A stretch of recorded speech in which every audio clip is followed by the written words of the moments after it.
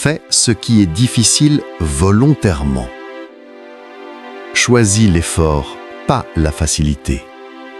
C'est ainsi que tu te renforces intérieurement. Tu veux devenir plus fort? Alors arrête de fuir ce qui est difficile. Arrête de chercher le raccourci, la voie rapide, le chemin sans frottement. Rien de solide ne se construit dans le confort. Rien de profond ne se forge dans la facilité. Tu veux de la discipline? Alors va là où l'effort t'appelle. Va là où ton esprit résiste. Va là où ton corps hésite. C'est précisément là que tu dois entrer. La philosophie stoïcienne enseigne que le feu de la difficulté n'est pas ton ennemi, c'est ton maître, c'est ton terrain d'entraînement. C'est l'endroit où ton vrai soi peut émerger, libéré du masque de la paresse, de la peur, de la fuite. Tu ne peux pas vouloir être fort sans accepter de souffrir un peu. La force, la vraie, ne vient pas des mots, mais des actes. Elle ne vient pas du confort, mais du dépassement. Le stoïcien ne cherche pas à échapper à la souffrance, il cherche à la transcender. Il comprend que la vie ne devient pas plus douce quand on évite l'effort, mais quand on devient capable de l'embrasser. Il ne demande pas que les choses soient faciles, il demande la force de les affronter telles qu'elles sont. Et cette force, il la construit en se mettant volontairement à l'épreuve. Prends l'habitude de faire ce que tu n'as pas envie de faire. Chaque jour, choisis une action qui te coûte. Quelque chose de petit mais exigeant. Une habitude que tu repousses. Une conversation que tu évites. Une tâche que tu crains. Plonge. Tu n'as pas besoin d'y réussir parfaitement. Tu as juste besoin de montrer à ton esprit que c'est toi qui commandes. Pas ta peur, pas ta paresse, pas ton envie du moment. C'est dans ces moments que tu agrandis ton espace intérieur. Là où avant tu reculais, tu avances. Là où avant tu hésitais, tu agis. Et plus tu répètes cela, plus ton seuil de tolérance aux défis grandit. Ce qui te semblait insurmontable devient normal. Ce qui te semblait pénible devient ton nouveau standard. Et c'est là que tu franchis une frontière, celle entre l'ancien toi et le nouveau. Le monde appartient à ceux qui acceptent la difficulté. Pas seulement quand ils y sont contraints, mais quand ils la cherchent. Parce qu'ils savent qu'en se forgeant eux-mêmes, ils deviennent capables d'affronter n'importe quelle tempête. Ils deviennent inébranlables, non parce que le monde change, mais parce qu'ils ont changé. Fais le choix de la difficulté, pas une fois, mais chaque jour. Pas dans les grandes déclarations, mais dans les petites décisions. Lève-toi plus tôt, termine ce que tu commences, tiens ta promesse, garde ton calme, va courir quand tu as la flemme, parle quand tu as peur, reste digne quand tu es tenté. Chacune de ces actions est une pierre de plus dans le mur intérieur que tu construis. Et ce mur, ce n'est pas un mur qui t'enferme, c'est un mur qui te protège. Un mur qui fait de toi un être stable, capable, résilient. Tu ne veux pas d'une vie facile, tu veux une vie pleine. Et une vie pleine passe par l'effort. Pas l'effort stérile, mais l'effort signifiant. Celui qui te rapproche de tes valeurs. Celui qui aligne tes actions à ton idéal. Quand tu fais ce qui est difficile volontairement, tu deviens un bâtisseur de ton propre caractère. Tu choisis la pente raide, non pas par goût de la douleur, mais parce que tu sais que c'est là que tu trouves ta grandeur. Tu choisis l'entraînement, même quand tu es fatigué. Tu choisis d'écrire, même quand l'inspiration ne vient pas. Tu choisis de dire la vérité, même quand le silence serait plus facile. Ce sont ces choix-là qui forgent l'homme ou la femme que tu veux devenir. L'âme humaine s'atrophie dans la mollesse, elle s'éteint dans la facilité constante. Elle se réveille dans la tension, dans l'effort, dans la sueur mentale ou physique. Tu dois choisir chaque jour de ne pas céder à ce qui est simple, mais d'aller vers ce qui t'élève. Tu veux du respect, gagne-le en affrontant ce qui te fait peur. Tu veux de la paix intérieure, mérite-le en regardant la difficulté en face sans détourner les yeux. Alors ne cherche plus à éviter ce qui est difficile, cherche à le transformer. Transforme l'épreuve en opportunité. Transforme la peur en courage. transforme la résistance en force. Et chaque fois que tu y parviens, même un peu, tu fais un pas de plus vers cette version de toi-même qui inspire, qui dirige, qui aime, qui crée, qui endure. Tu n'es pas ici pour la facilité, tu es ici pour l'expansion, pour le dépassement, pour la grandeur tranquille.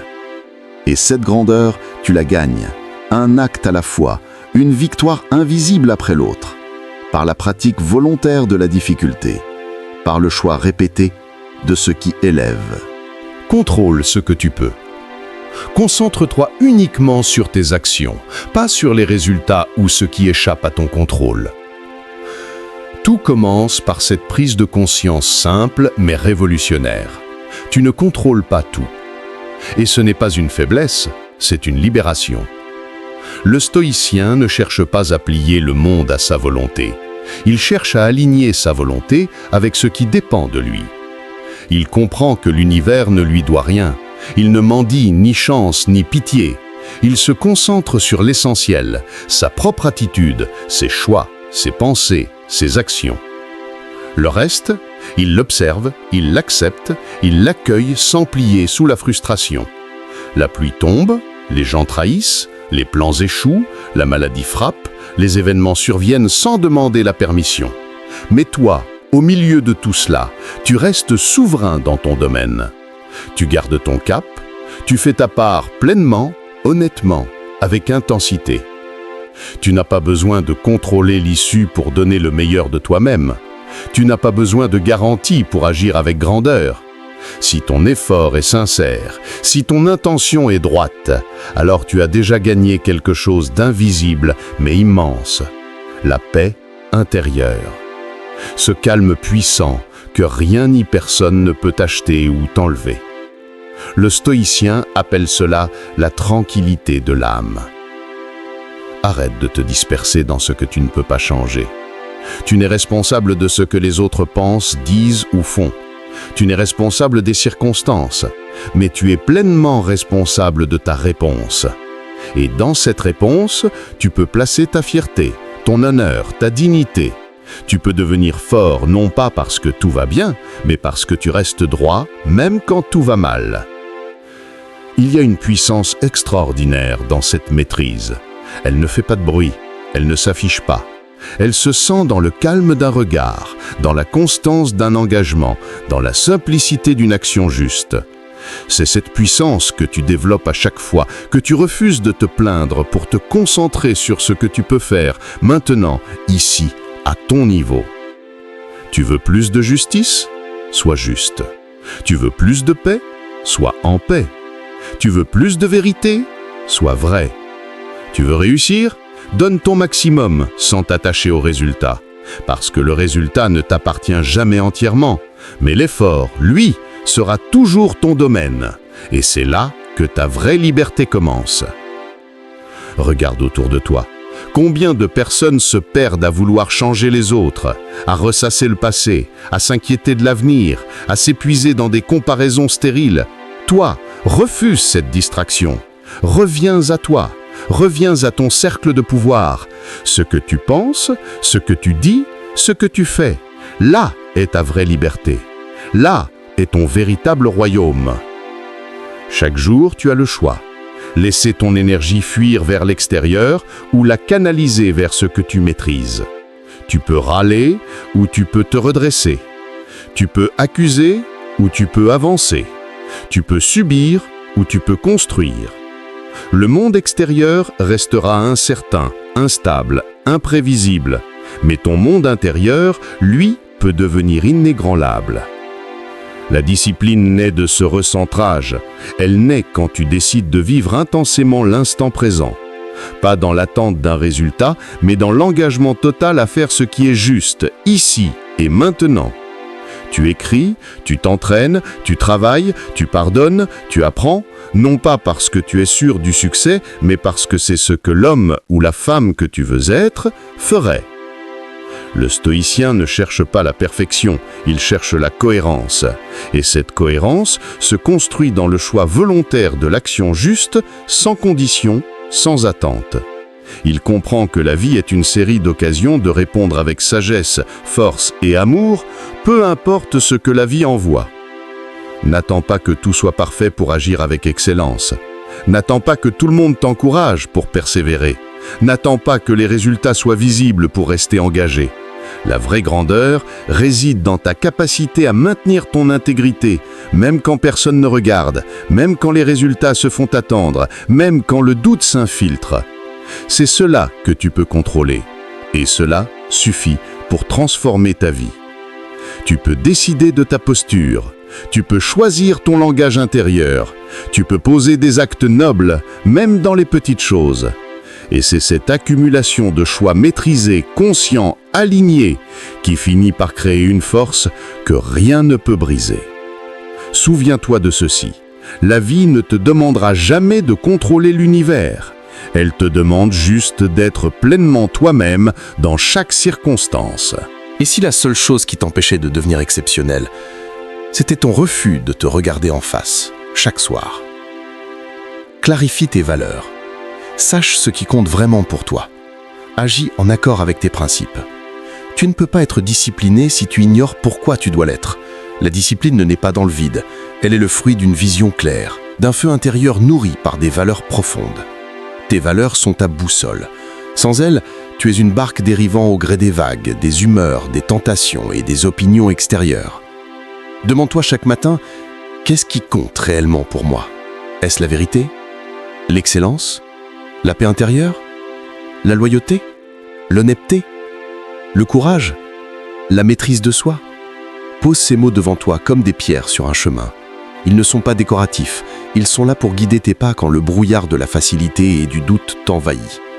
Le stoïcien ne vit pas par automatisme, il agit en conscience, il sait pourquoi il se lève tôt, pourquoi il dit non à certaines invitations, pourquoi il poursuit un objectif que personne ne comprend. Ce n'est pas par orgueil ni par obsession de performance, mais parce que ce qu'il cherche est aligné avec ce qu'il croit juste et bon. Sa discipline découle de sa clarté morale. Si tu veux te surpasser, commence par faire le tri. Distingue ce que tu veux vraiment de ce que tu crois vouloir. Tu veux être riche ou libre? Admirer ou respecter? Avoir du confort ou du sens? Il y a une grande différence entre vivre une vie motivée par la peur de déplaire et une vie guidée par l'amour de ce qui est juste. La clarté, c'est une arme. Un esprit confus se fatigue vite.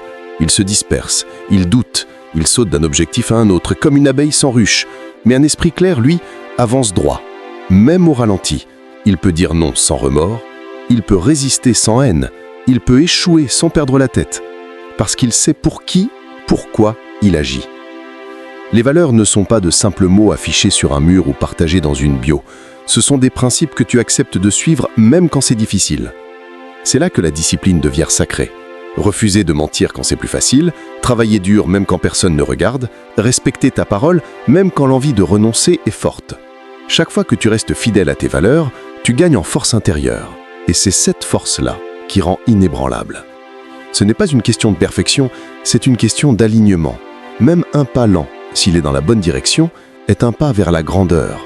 Mais des kilomètres courus dans une direction contraire à tes valeurs, c'est une perte de temps et d'âme. Ne confonds pas activité et progression. Les stoïciens ne courent pas après tout, ils choisissent ce qui est digne d'être poursuivi. Et cette sélection repose toujours sur une réflexion intérieure profonde. Prends le temps d'écrire tes valeurs, garde-les près de toi. Quand tu hésites, reviens-y. Quand tu doutes, relis-les. Quand tu tombes, rappelle-toi pourquoi tu marches. Un homme qui sait ce qu'il défend est plus fort que 1000 autres qui suivent la foule. Dans un monde où tout change, où les normes fluctuent, où la pression sociale est constante, tes valeurs sont ton ancrage. Elles t'empêchent de te perdre dans le chaos, elles te donnent une direction quand la motivation disparaît. La discipline, ce n'est pas juste faire des efforts, c'est faire des efforts pour une cause noble, claire, profonde. Et cette cause, c'est toi qui dois la définir, pas la société, pas tes amis, pas ton ego, toi seul. Ce n'est pas non plus un choix qu'on fait une fois, c'est un engagement renouvelé chaque jour. Le monde essaiera toujours de t'attirer ailleurs, mais si tu es clair sur ce que tu veux vraiment incarner, alors tu resteras ferme, calme, centré. Sois donc intraitable avec ta clarté, sois honnête avec toi-même. Ne te cache pas derrière des excuses. Si tu veux devenir solide, inébranlable, tu dois savoir ce que tu défends, ce que tu refuses et ce que tu vises. Tu dois bâtir ta discipline sur des fondations inaltérables, tes valeurs. Agis non pas pour impressionner, mais pour incarner ce que tu crois. Ce n'est qu'alors que la discipline devient une expression de toi-même et non une pression extérieure. Voilà comment tu poses la première pierre. Clarifie-toi. Le reste suivra. Rappelle-toi la mort, memento mori. Chaque jour compte. Agis avec urgence et intention. Tu n'as pas l'éternité devant toi. Cette phrase, tu l'as peut-être déjà entendue. Mais l'as-tu vraiment laissée entrer en toi? As-tu pris le temps de t'asseoir, de respirer et de contempler sérieusement cette vérité incontournable? Tu vas mourir. Pas dans un esprit morbide, mais dans une clarté brutale et libératrice. La vie est courte, elle peut s'arrêter à tout moment, et c'est précisément cela qui la rend précieuse. Les stoïciens répétaient sans cesse ces mots. Memento mori. Souviens-toi que tu vas mourir. Non pas pour te faire peur, mais pour t'éveiller. Pour te réveiller de cette illusion que tu as le temps, que tu peux toujours commencer demain, que ta vie est garantie. Ce rappel est une claque, un choc volontaire pour briser la paresse, l'oubli, la distraction. Quand tu prends conscience de ta finitude, tout change. Tes priorités s'éclairent, les faux problèmes s'effondrent. Ce qui semblait important devient ridicule. Ce qui semblait difficile devient urgent. Ce qui semblait lointain devient possible. Tu réalises que tu n'as plus de temps à perdre. Pas pour te plaindre, pas pour douter de toi, pas pour attendre la permission. Tu es en vie maintenant. Tu peux agir maintenant. Memento mori est un appel à l'intensité. À vivre pleinement, pas à moitié. À aimer sans retenue. À créer sans attendre l'inspiration parfaite. À dire la vérité maintenant, pas plus tard. À être celui ou celle que tu prétends vouloir devenir. Il n'y a pas de moment idéal. Il n'y a que maintenant. Et le maintenant est tout ce que tu as, tout ce que tu auras jamais. Ce rappel t'aide à vivre avec urgence, mais sans panique. Avec feu, mais sans précipitation. Il ne s'agit pas de courir partout, mais de te concentrer profondément. De donner du sens à chacun de tes gestes, de transformer chaque jour en œuvre, chaque action en offrande, chaque mot en vérité. Tu veux être libre?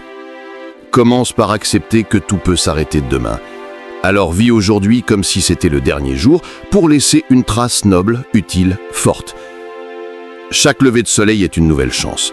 Pas une garantie, une chance d'agir, de corriger, de remercier, de construire, de transmettre, de te rapprocher de ton idéal.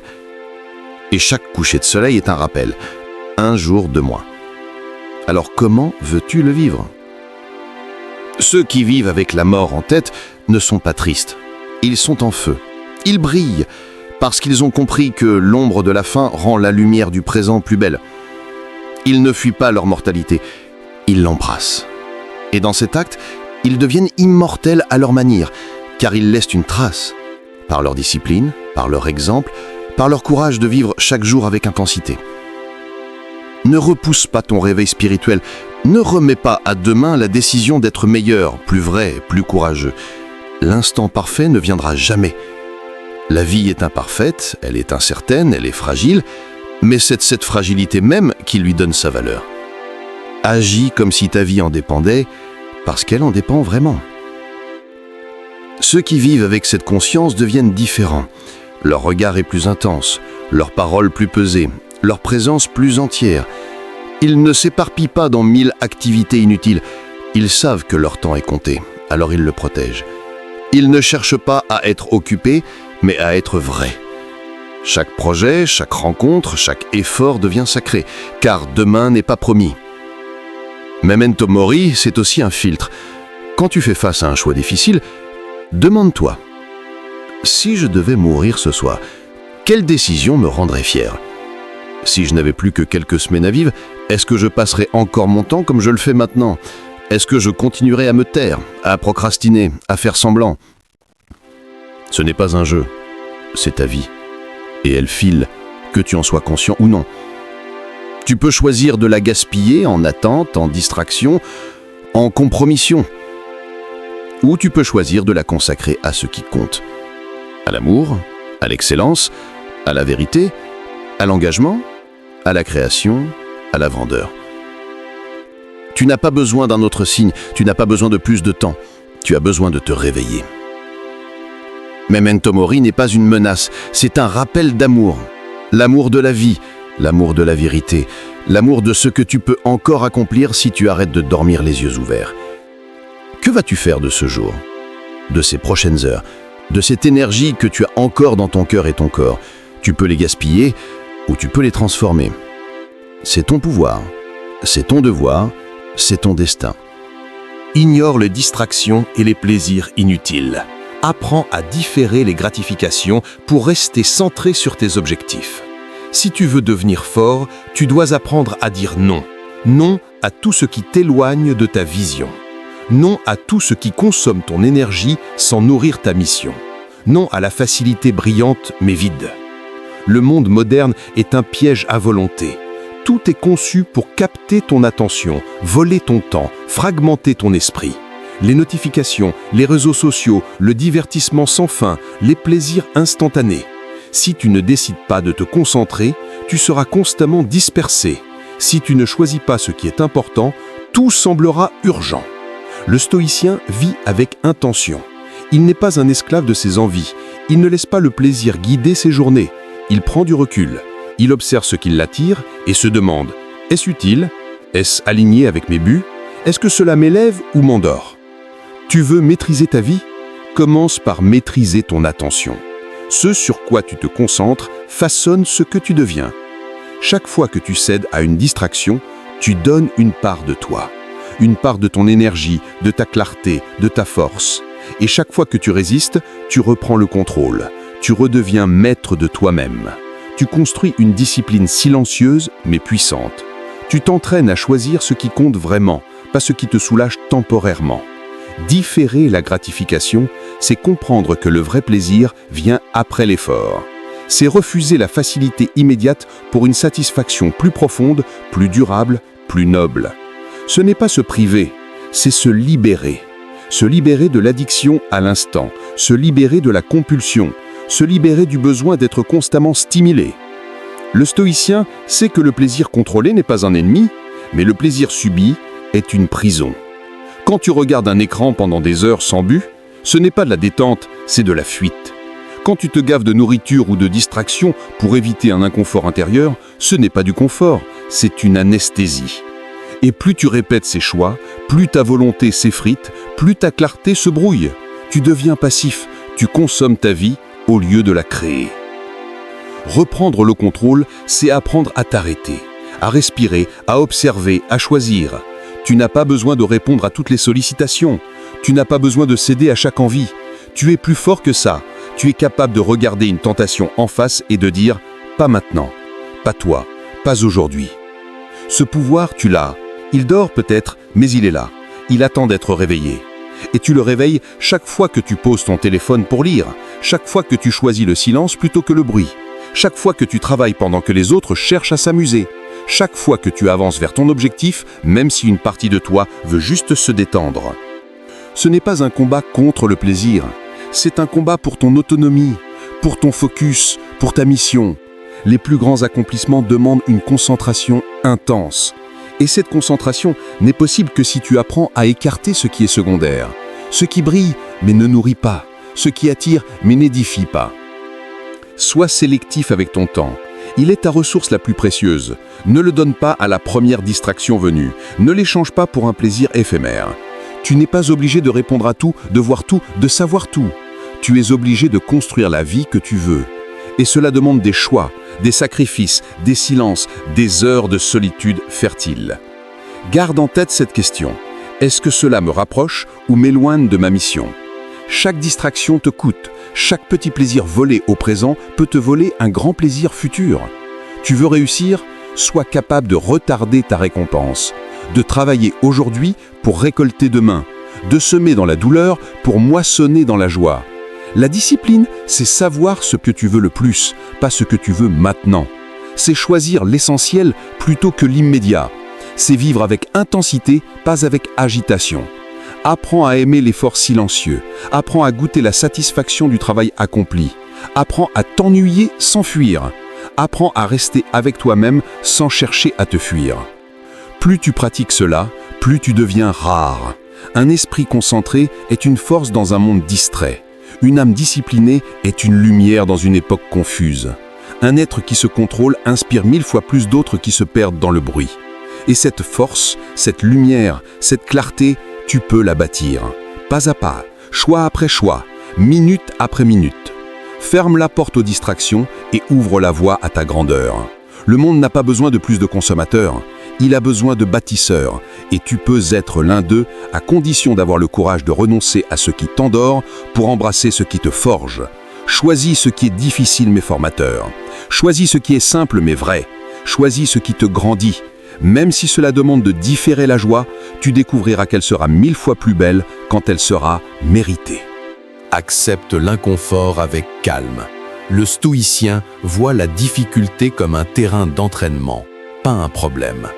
Ce n'est pas ce que tu traverses qui te définit, c'est la manière dont tu le traverses. L'inconfort est inévitable. Il frappe à toutes les portes. Fatigue, pression, critique, retard, imprévu, douleur physique ou émotionnelle. Le monde moderne t'a vendu l'idée que le bonheur vient avec la facilité, que si quelque chose est difficile, c'est que tu fais fausse route. Le stoïcien te dit l'inverse.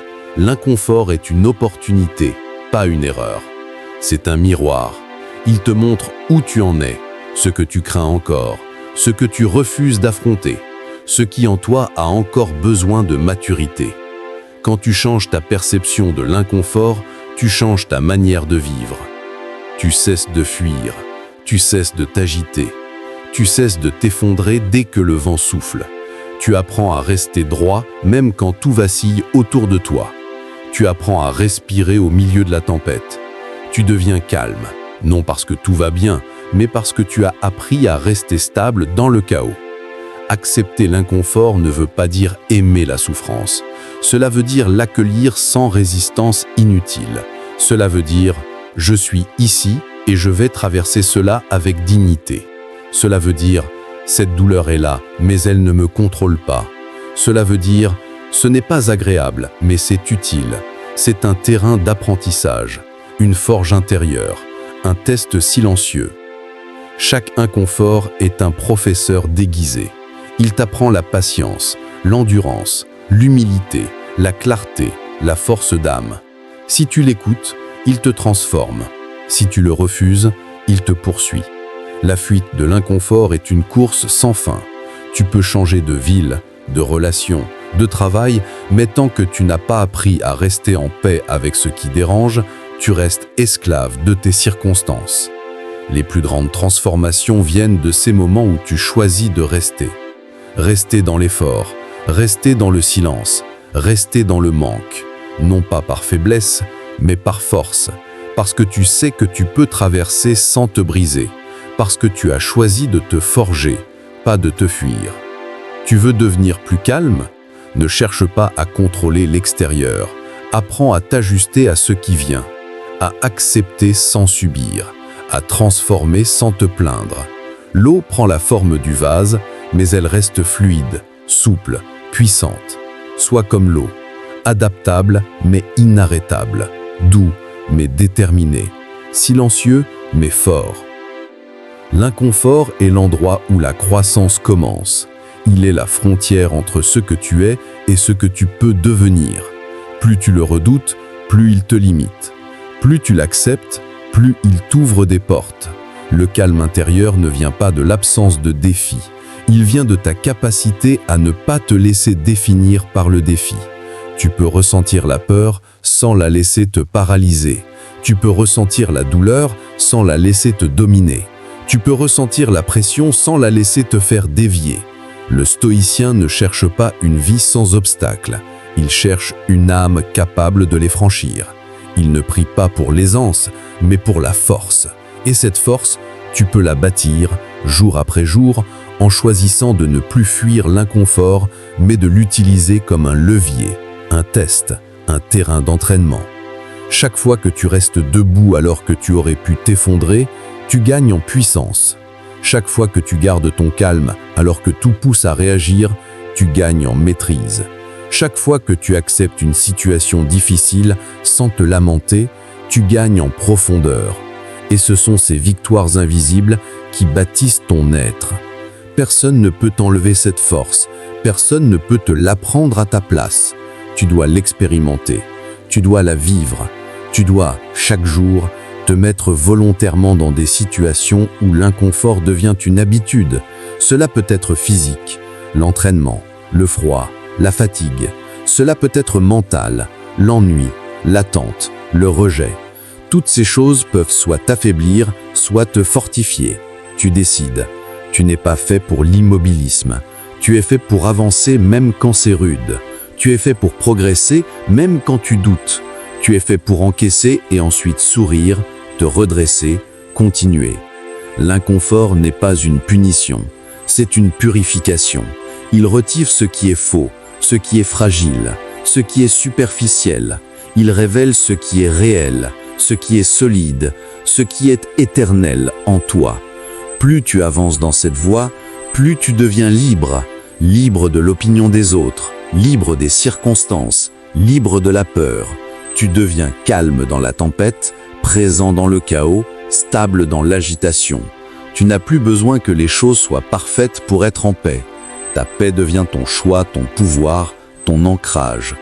Ne cherche pas à éviter les épreuves, cherche à devenir celui qui peut les traverser avec noblesse. Celui qui reste droit quand tout se penche, celui qui garde le silence quand le bruit monte, celui qui avance quand les autres abandonnent. Cette force n'est pas un mythe, elle est en toi, tu peux l'éveiller, par l'acceptation consciente de l'inconfort, par le calme face à l'imprévu, par l'amour du défi. C'est là que naît le vrai toi. Pratique la volonté chaque jour. La discipline est comme un muscle. Plus tu l'exerces, plus elle devient forte. La discipline n'est pas un don réservé à quelques privilégiés. Elle n'est pas une chance tombée du ciel. Elle est une construction, une œuvre lente et quotidienne. Elle est l'effet d'un choix répété, celui de faire ce que tu dois, même quand tu n'en as pas envie. Elle ne naît pas dans l'aisance, mais dans l'effort. Pas dans l'excuse, mais dans la décision. Pas dans l'émotion, mais dans l'action. Chaque jour, tu te lèves face à un combat invisible.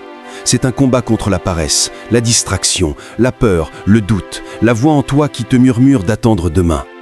Et ce combat, tu ne peux pas le fuir. Tu dois l'affronter. Tu dois décider, au lever du jour, que ta volonté sera plus forte que ton humeur, que ta mission sera plus importante que ton confort. Ta volonté, c'est ton moteur.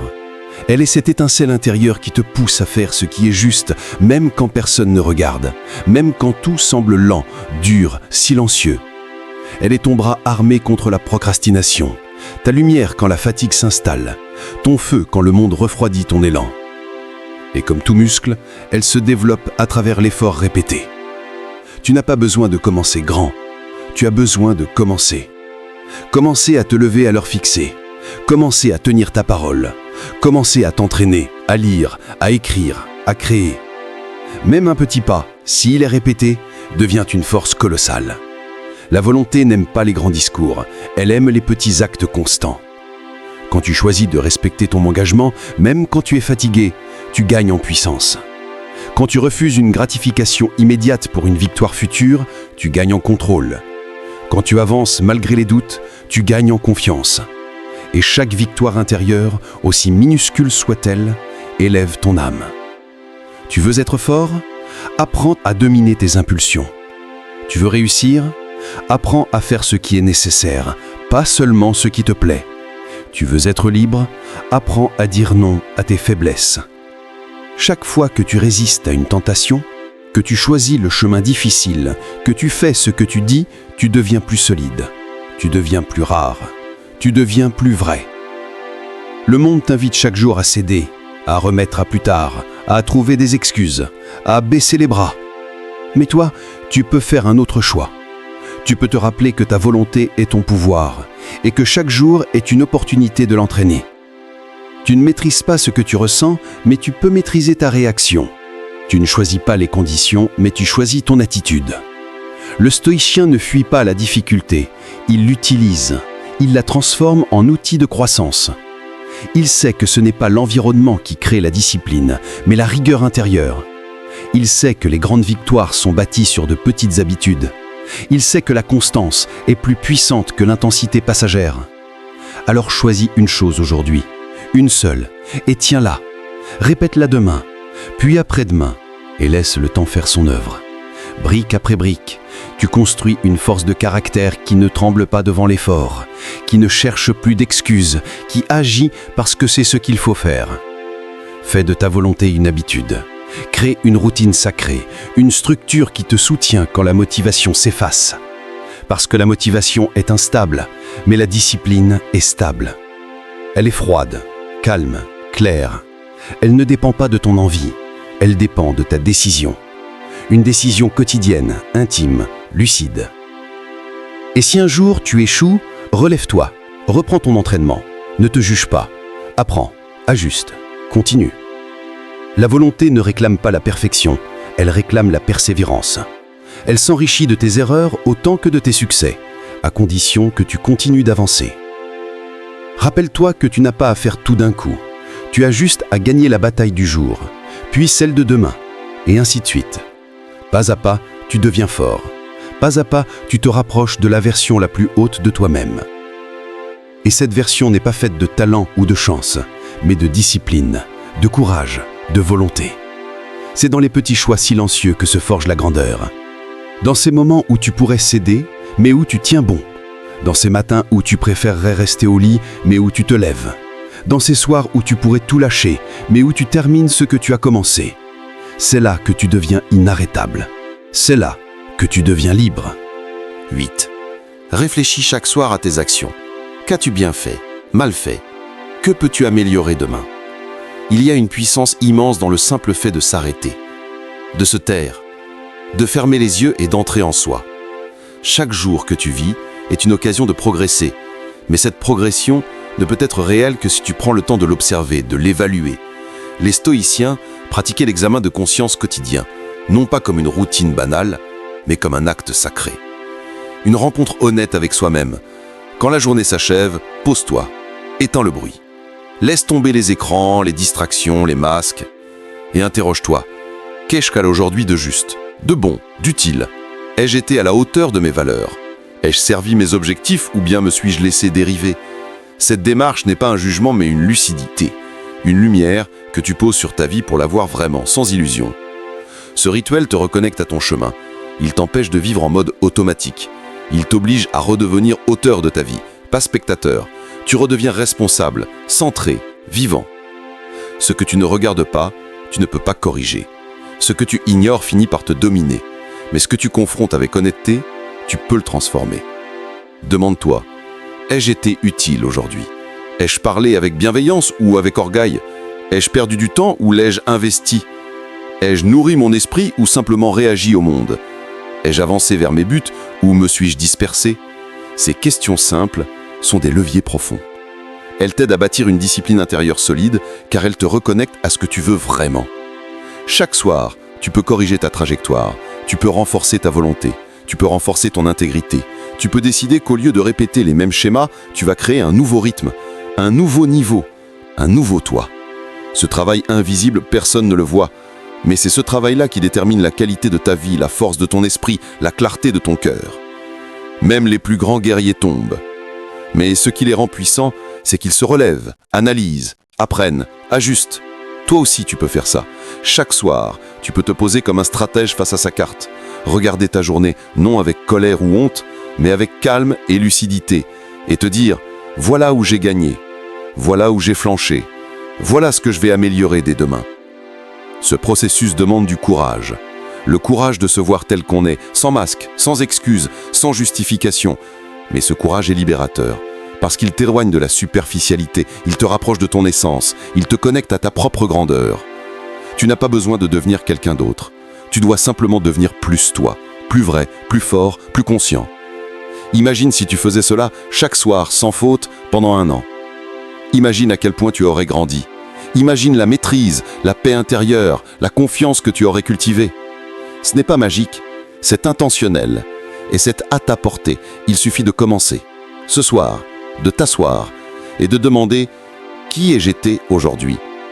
Est-ce que cela me ressemble ? Est-ce que cela me grandit ? Et sinon, qu'est-ce que je vais faire concrètement demain pour élever mon standard ?